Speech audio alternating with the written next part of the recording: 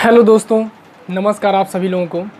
और HM coaching centre के YouTube channel में मैं प्रद्युम्न सर आप सभी लोगों का हार्दिक स्वागत अभिनंदन करता हूं। प्यारे छात्रों, स्वागत है आपका हमारी ज्योग्राफी की इस क्लास में।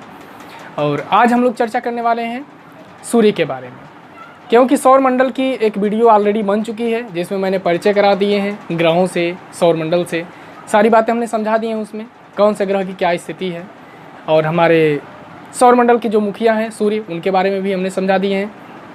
और अब हम एक एक करके सबके बारे में डिटेल पढ़ेंगे जो पॉइंट परीक्षा में सीधे पूछे जाते हैं। ठीक है, तो चलिए हम लोग शुरू करते हैं। लेकिन उससे पहले आप लोग यदि चैनल पर नए हैं तो चैनल को सब्सक्राइब कर लें और बेल आइकन को दबा लें, जिससे हमारी अगली वीडियो आपको प्राप्त हो सके। और हाँ, आप लोग एक अच्छी नोट बना लीजिए और नोट लेकर तैयार हो जाया करिए लिखने के लिए। ठीक है ना, चलिए शुरू करते हैं हम लोग सूर्य के बारे में। देखिए, सबसे पहले तो हम लोग जानेंगे कि ये सूर्य क्या है। तो सूर्य एक तारा है। क्या है आपका? तारा है। और आप लोग जानते हैं कि तारों में खुद का अपना प्रकाश होता है, ये स्वयं के प्रकाश से चमकते हैं। क्योंकि कुछ बच्चे तो ये भी नहीं जानते हैं कि सूर्य क्या है, सूर्य एक तारा है या फिर ग्रह है या फिर क्या है। लेकिन आप लोग आज जान लीजिए कि सूर्य एक तारा है। यह किसका चक्कर करता है आपका? तो यह आकाश गंगा का चक्कर करता है। किसका? आकाश गंगा के केंद्र का चक्कर करता है ये सूर्य। लेकिन आज तक सभी लोग जानते थे कि सूर्य एक जगह स्थिर है, लेकिन नहीं, सूर्य भी चक्कर करता है। किसका करता है? ये आकाश गंगा का चक्कर करता है। ठीक है ना। सूर्य हमारी आकाश गंगा के केंद्र से 30,000 प्रकाश वर्ष की दूरी पर स्थित है आपका। और यह हमारी आकाश गंगा का चक्कर जो है ये 250 किलोमीटर प्रति सेकेंड की स्पीड से करता है। ठीक है, तो ये तो रही बात इसकी स्थिति की। अब आइए हम लोग जानते हैं सूर्य में क्या क्या है। ध्यान दीजिए, यहाँ पर हमने लिखा हुआ है कि सूर्य एक गैसीय पिंड है जिसमें हाइड्रोजन 71% और हीलियम 26.5% है। दूसरा पॉइंट है आपका कि सूर्य का केंद्रीय भाग क्रोड कहलाता है। यही इसका केंद्रीय भाग है जो क्या कहलाता है? क्रोड कहलाता है। आइए सबसे पहले हम लोग जानते हैं सूर्य की जो बनावट है किन गैसों से हुई है। तो इसमें आपका हाइड्रोजन 71% और हीलियम आपका 26.5%। बाकी अन्य जो है आपका 2.5 में है। ठीक है। प्रश्न बनता है कि सूर्य में सर्वाधिक मात्रा में कौन सा तत्व विद्यमान है, कौन सी गैस है? तो क्या बताएंगे आप? हाइड्रोजन। ये सर्वाधिक मात्रा में है आपका। ठीक है। और इससे कम मात्रा में कौन है? तो ये हीलियम है। लेकिन सबसे अधिक मात्रा में क्या है? हाइड्रोजन। ये पहला पॉइंट क्लियर कर लीजिए आप लोग। ठीक है। और सूर्य के केंद्रीय भाग को हम क्रोड कहते हैं या इसको हम कोर कहते हैं, जिसका तापमान है आपका 1.5 × 10⁻7 डिग्री सेल्सियस, यानी कि 1.5 × 10⁻7 डिग्री सेल्सियस। ठीक है। दूसरा पॉइंट इसमें आप लोग देखेंगे, इसी क्रोड में, सूर्य के इसी केंद्रीय भाग में नाभिकीय संलयन अभिक्रिया होती है। ठीक है ना। सूर्य के इस केंद्रीय भाग में क्या होता है? नाभिकीय संलयन अभिक्रिया होती है, जो इसकी ऊर्जा का सबसे मुख्य कारण है। इसी क्रोड में क्या होता है आपका? क्रोड में नाभिकीय संलयन अभिक्रिया होती। क्या होती है? नाभिकीय संलयन अभिक्रिया होती है। नाभिकीय संलयन अभिक्रिया होती है। ये सभी तारों में होती है आपका, तभी तारे प्रकाश दे पाते हैं, चमक पाते हैं। क्योंकि जितने भी तारे हैं उसमें नाभिकीय संलयन अभिक्रिया होती है, इसीलिए वो अपने खुद के प्रकाश से चमकते हैं। अगर नाभिकीय संलयन अभिक्रिया नहीं होती तो अपने प्रकाश से वो नहीं चमकते। ठीक है ना, उनमें प्रकाश नहीं होता।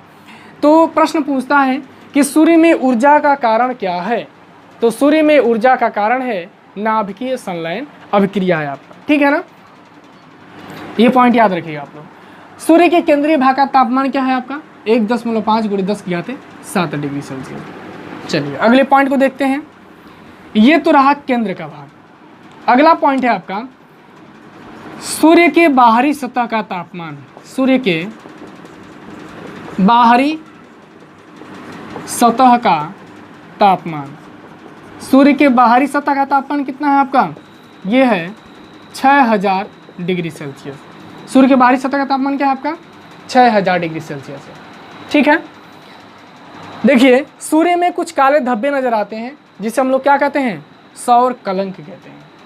ठीक है, आइए इसके बारे में जान लेते हैं। देखिए, सूर्य से सौर ज्वालाएं उत्पन्न होती हैं, सूर्य के सभी भाग से सौर ज्वालाएं उत्पन्न होती हैं, लेकिन कभी कभी सूर्य के एक भाग से बहुत अधिक मात्रा में सौर ज्वालाएं उत्पन्न हो जाती हैं और वह भाग खोखला हो जाता है, ब्लैक दिखने लगता है, और उसी भाग को हम लोग क्या कहते हैं? सौर कलंक कहते हैं। इस सौर कलंक का तापमान बाहरी सतह के तापमान से 1500 डिग्री सेल्सियस कम होता है। किसका तापमान? सौर कलंक का तापमान। सौर कलंक का चक्र, सौर कलंक का चक्र, ये प्रश्न पूछता है। सौर कलंक का चक्र जो है ये 22 वर्षों का होता है। पहले 11 वर्षों तक ये बढ़ती है, फिर घटती है, तो 22 वर्षों का इसका एक चक्र होता है, और इसका स्थान सूर्य में एक जगह नहीं होता है, बदलता रहता है।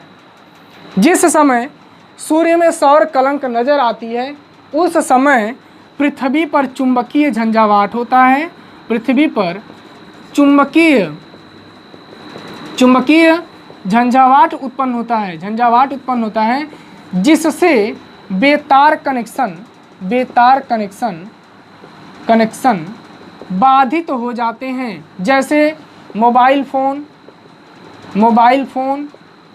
टेलीविज़न, ये सारे कनेक्शन क्या होते हैं? बाधित हो जाते हैं। रेडियो हो जाती है बाधित, क्योंकि हमारे बाहिरमंडल में या देखेंगे आयन मंडल में जो आपका सैटेलाइट जो आयन पाए जाते हैं, जो हमारे लिए बेतार कनेक्शन संचारित करते हैं, उसमें जब सौर कलंक से उत्पन्न यानी कि सूर्य से जो सौर ज्वालाएं उत्पन्न होती हैं उसमें भी आवेशित कण होते हैं, और जैसे ही हमारे आयन मंडल में प्रवेश करते हैं तो उसमें भी आवेशित कण होते हैं, जिससे विक्षोभ उत्पन्न हो जाता है, और उसी विक्षोभ के कारण चुंबकीय झंझावात उत्पन्न होता है और बेतार कनेक्शन क्या होते हैं? वो बाधित हो जाते हैं आपका, ठीक है ना, जिससे हमारे पृथ्वी पर टेलीविज़न वगैरह प्रभावित हो जाते हैं, उनके संचार में दिक्कत आने लगती है। रेडियो हो गया, टेलीविज़न हो गया, मोबाइल फ़ोन हो गया, ठीक है ना। चलिए, ये तो रहा सौर कलंक की बात। आइए अब हम प्रकाश मंडल की बात करते हैं, ठीक है। देखिए, प्रश्न बनता है कि सूर्य के दीप्तिमान सतह को क्या कहते हैं? सूर्य के दीप्तिमान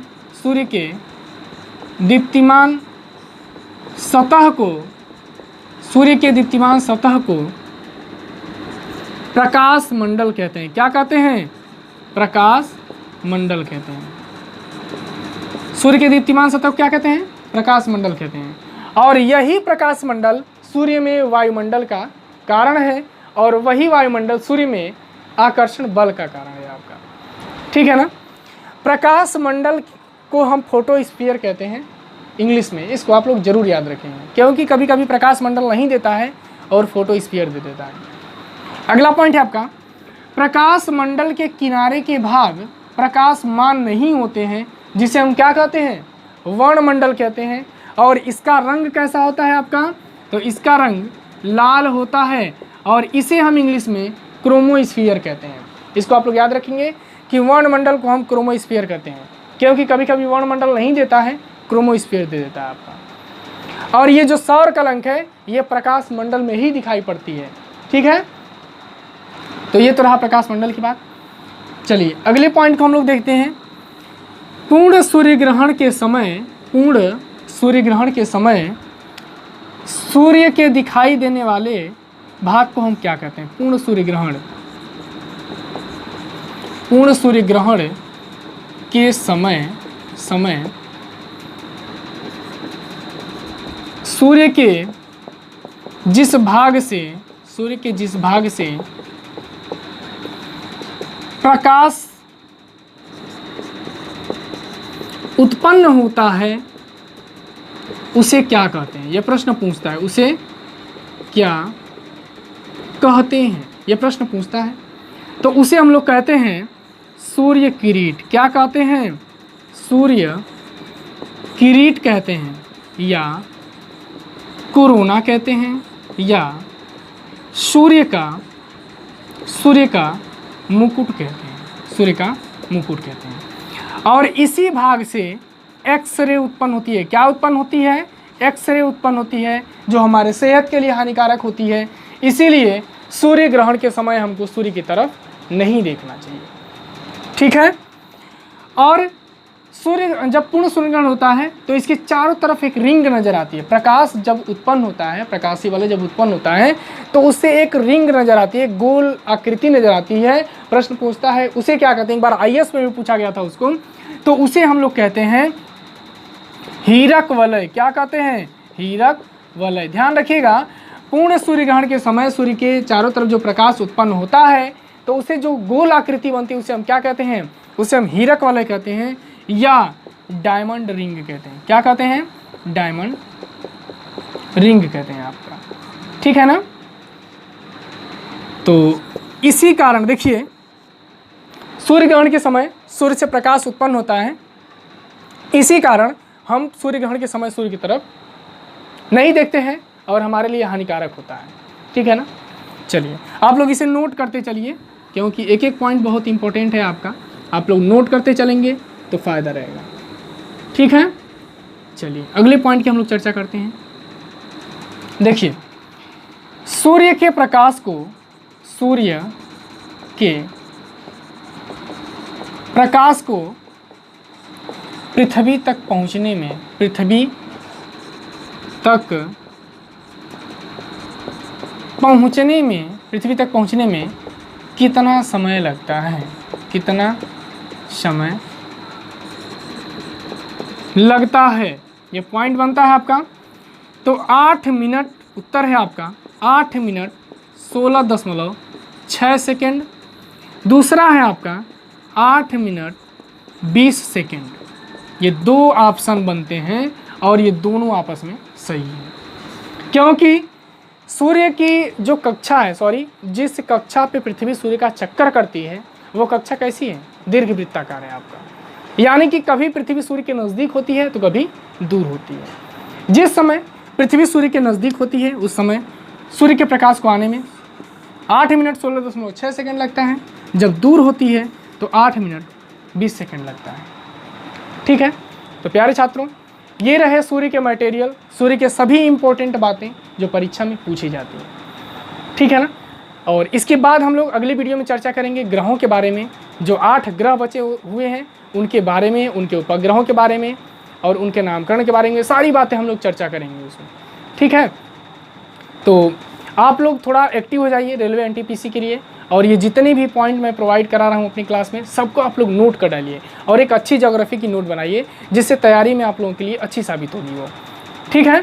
तो कैसी लगी हमारी क्लास और ये वीडियो, समझ में आया नहीं आया, आप हमें कमेंट करके ज़रूर बताएं, और जो कुछ आप चाहते हैं उसे भी आप कमेंट करके बताएं कि अगर कुछ अलग से मटेरियल चाहते हैं, इसमें कुछ नहीं समझ में आया है, उसे आप लोग बताएं, हम इसको दोबारा समझाएंगे, ठीक है। तो हम लोग अगली क्लास में जो चर्चा करने वाले हैं वो ग्रहों के बारे में चर्चा करने वाले हैं, जो 8 ग्रह हमारे सौरमंडल में हैं उनके बारे में हम लोग डिटेल से चर्चा करेंगे और लिखेंगे भी सबके बारे में एकदम डिटेल से, कि उसके बाद फिर कुछ ना बचे और फिर दोबारा कभी आपको सौरमंडल पढ़ने की ज़रूरत ना पड़े, ठीक है।